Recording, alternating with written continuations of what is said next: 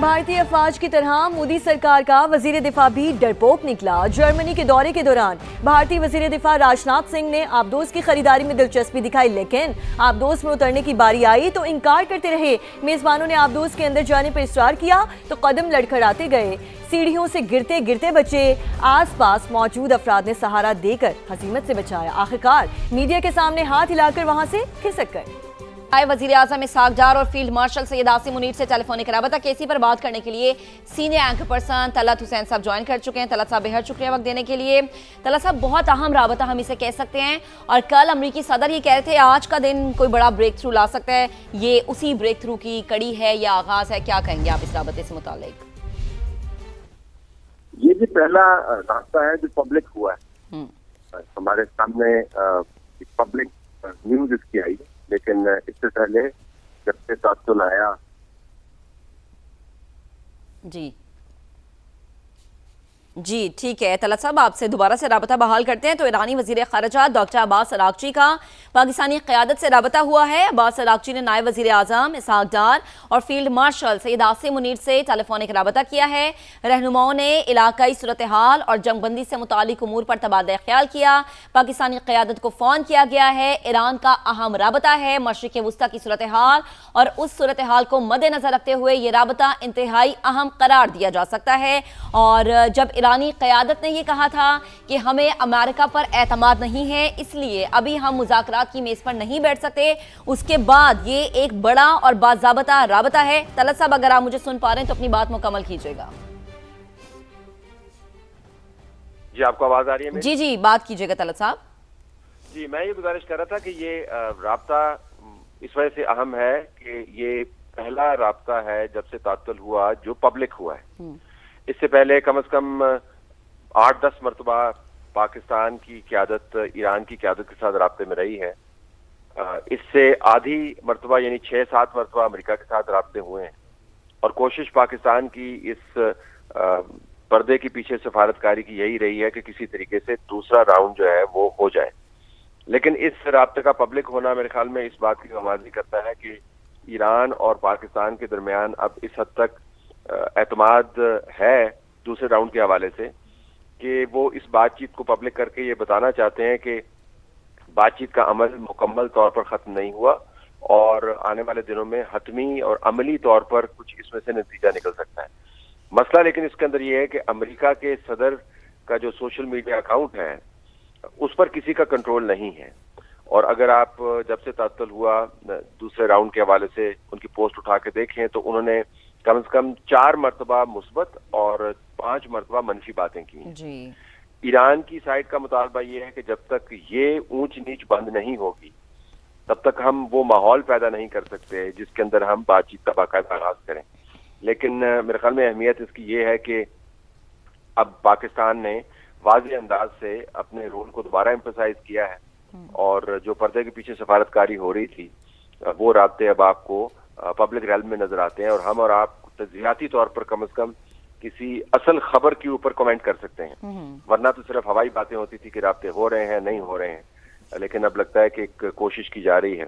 Donald Trump کی طرف سے جو پیشین گوئیاں ہیں اس کے اوپر ہم کمنٹ نہیں کر سکتے، جس طرح میں نے پہلے کہا کہ اس کی بیس لائن تبدیل ہوتی ہے۔ ابھی کل جب رپورٹر نے ان سے پوچھا کہ کیا دوسرا راؤنڈ آپ کرنا چاہتے ہیں تو اس نے کہا کہ میں اور جنگ ختم کرنا چاہتے ہیں، تو اس نے کہا کہ آپ مجھے جلدی میں کیوں ڈال رہے ہیں، مجھے جلدی میں نہ ڈالیں۔ پھر اس نے حوالہ دیا ویتنام وار کا، کتنے سال چلی، اس نے پھر دوسری جنگ عظیم کا حوالہ دیا، اور اس نے کہا کہ میں تو صرف ابھی 2 مہینے ہوں اس جنگ کے اندر۔ تو اب پتہ نہیں ہے کہ امریکہ کی طرف سے یہ جو پبلک بات چیت ہو رہی ہے، اس پبلک بات چیت کے اوپر معاملات جو ہیں وہ کیسے روکے جائیں، اصل ایشو یہ ہے اس وقت۔ صحیح ٹھیک ہے، بہت شکریہ طلعت صاحب، آپ ہمارے ساتھ موجود تھے، آپ کا کامنٹ آ گیا۔ عباس اراغچی اور پاکستانی سیاسی اور عسکری قیادت کا اہم ٹیلی فونک رابطہ ہوا ہے، اور یہ رابطہ انتہائی اہم اس لیے قرار دیا جا سکتا ہے کیونکہ مذاکرات کی میز سجنے کے حوالے سے یہ ایک بڑی ڈیولپمنٹ ہو سکتی ہے آنے والے دنوں میں۔ دیگر خبریں شامل کریں۔ گندم ذخیرہ کرنے کا معاملہ صرف انتظامی نہیں بلکہ مالی بحران کی شکل اختیار کر چکا ہے۔ کروڑوں روپے کے بقایا جات، بار بار کی خطوط مگر ادائیگی نہ ہو سکی۔ ٹریڈنگ کارپوریشن آف پاکستان نے حکومت سندھ کو بقایا جات کی مد میں 35 کروڑ 71 لاکھ روپے ادائیگی کے لیے خط لکھ دیا ہے۔ قاضی حسن کی رپورٹ دیکھتے ہیں۔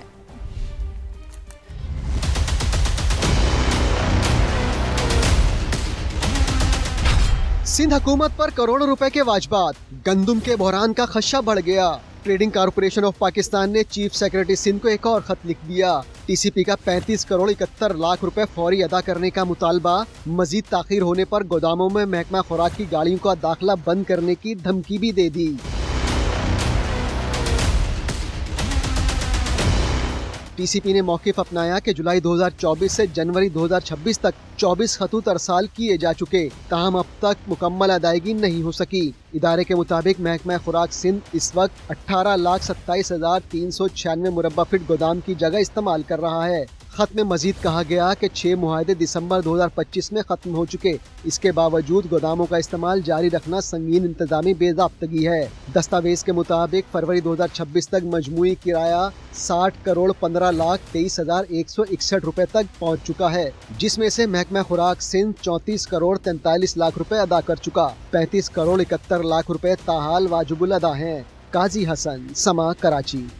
इसी मामले से जुड़ी खबर यह है कि ट्रेडिंग कॉरपोरेशन ऑफ पाकिस्तान ने सिंध हुकूमत से गोदामों में गंदम जखीरा करने का 35 करोड़ 71 लाख रुपए के किराए की फौरी अदायगी का मुतालबा कर दिया है। टीसीपी ने चीफ सेक्रेटरी सिंध को लिखे गए खत में कहा कि वाजिबात फौरी अदा न किए गए तो टीसीपी के गोदामों में महकमा खुराक की गाड़ियों का दाखिला बंद कर दिया जाएगा। ये मामला क्या है, मजीद बात करेंगे काजी हसन से, जो इस वक्त टीसीपी के गोदाम के सामने मौजूद हैं। काजी साहब, क्या मसला है ये? जी, ट्रेडिंग कॉरपोरेशन ऑफ पाकिस्तान यानी टीसीपी और सिंध हुकूमत के दरमियान बकाया जात का तनाज़ा उस वक्त सामने आया है जब टीसीपी ने चीफ सेक्रेटरी सिंध को एक ख़त लिखा जिसमें मुतालबा किया कि सन 2024 से 2025 तक जो गोदामों के किराए हैं वो तकरीबन 35 करोड़ रुपए वो वाजिबुल अदा हैं और वो फौरी तौर पे अगर अदा ना किए गए तो फूड डिपार्टमेंट के जो ट्रक हैं यहाँ रखने के लिए, ख़ास तौर पे गंदम रखने के लिए यहाँ जो ट्रक आते हैं, कंटेनर आते हैं, ट्रॉलर आते हैं, उनका दाखिला वो बंद कर देंगे। शुरू के दिनों में कुछ ही के वक्त पे इन्होंने टीसीपी ने सिंध फूड डिपार्टमेंट के जो हैं वो ट्रक रोके थे, लेकिन अब वो बातचीत के ज़रिए मसला हल हो गया और बकाया जात का मसला 1 माह के अंदर हल कर लिया जाएगा। दूसरी जानिब सेक्रेटरी महकमा खुराक सिंध गुलाम अब्बास नाइश का कहना है कि टीसीपी से बातचीत चल रही है, किराए का मसला जल्द हल कर लेंगे। महकमे खजाना से फंड्स का इजरा होते ही गोदामों का किराया अदा कर दिया जाएगा। इब्तिदा में चंद ट्रक रोके गए थे, लेकिन अब हालात कंट्रोल में है। समा से गुफ्तगू में उनका मजीद क्या कहना था, आइए आपको दिखाते हैं। हमारा प्रोसेस चल रहा है, टीसीपी से भी हमारी कंसल्टेशन चली है। हमने पिछले हफ्ते से मीटिंग की थी रिकन्सिलिएशन के लिए। वो जो रेंट की फिगर्स हैं वो हम तकरीबन रिकन्साइल कर चुके हैं, तो हम अभी फाइनेंस डिपार्टमेंट को मूव करेंगे। उनकी जो फंड्स हैं हमारे पास नहीं है, वो फंड्स हम उनसे सेंक्शन करा के इंशाल्लाह ताला 1 महीने के अंदर हम उनकी पेमेंट कर देंगे। बराह रास्त आपको ले चलेंगे हाफिज ताहिर अशरफी इस वक्त गुफ्तगू कर रहे हैं। जबकि पाकिस्तान ने जब जवाब दिया तो एक भी कोई ऐसी जगह नहीं बताई जा सकती जहां किसी इबादतगाह या सिविलियन को निशाना बनाया गया हो। मैं ये बात भी अर्ज करना चाहता हूं और ये बात भी कहना चाहता हूं कि अमली तौर पर आपने देखा कि जहां पर भी जो भी मामलात जो हैं वो ऐसे दरपेश होते हैं जिससे खुदा न खास्ता कोई रिफ्ट पैदा होने का अंदेशा हो, तो उसमें पाकिस्तान के उलमा और मशाइख का कौमी पैगाम अमन कमेटी के प्लेटफार्म से एक बहुत बड़ा किरदार है। याद रखिए कि भारत हिंदुस्तान उसने फितना हिंदुस्तान पैदा किया, उसने फितना खवारिज पैदा किया और फिर उसने गुज़श्ता साल ये कोशिश की कि पाकिस्तान को किसी तरीके से पहलगाम का एक ड्रामा बनाया गया, झूठ पर मबनी ड्रामा, और कोशिश की गई कि किसी भी तरीके से पाकिस्तान को जो है वो दुनिया में एक दहशतगर्द स्टेट जो है या दहशतगर्द रियासत जो है वो साबित किया जाए। लेकिन कुछ काम इंसान सोचता है, कुछ तदबीरें इंसान करता है। बिलाशुबा इसमें कोई शक नहीं है कि मार्का हक बुनियानुल मरसूस ये अल्लाह की तरफ से मदद के नतीजे में हम अपने से 6 गुना बड़े दुश्मन पर गालिब आए हैं, और उसका नतीजा आज आप देखिए कि पूरी दुनिया के अंदर पाकिस्तान जो है वो सफारती महाज हो, दिफा के महाज हो, उम्मत मुस्लिमा की वहदत हो, आलमी मसाइल हो, ईरान अमेरिका जो इस वक्त सूरत हाल है वो हो, पाकिस्तान पाकिस्तान और पाकिस्तान आपको हर जगह नजर आता है। बिस्मिल्लाहिर्रहमानिर्रहीम। मार्का हक ये वो मार्का था کہ جس میں اللہ تعالیٰ نے پاکستان کو پوری دنیا کے اوپر ایک عزت عطا کی، وقار عطا کیا اور ایک بہترین تعارف اور پہچان عطا کی۔ پاکستان جب سے آزاد ہوا اس کے بعد یہ پہلا موقع تھا کہ جب دنیا کے اوپر پاکستان کا تعارف ایک بہترین دفاع کے اعتبار سے، ایک وحدت کے اعتبار سے اور قوت و طاقت کے اعتبار سے ایک بڑے منفرد اور ممتاز ملک کی حیثیت کے ساتھ ہوا۔ اس میں ہم اپنی افواج پاکستان کے ان بہادر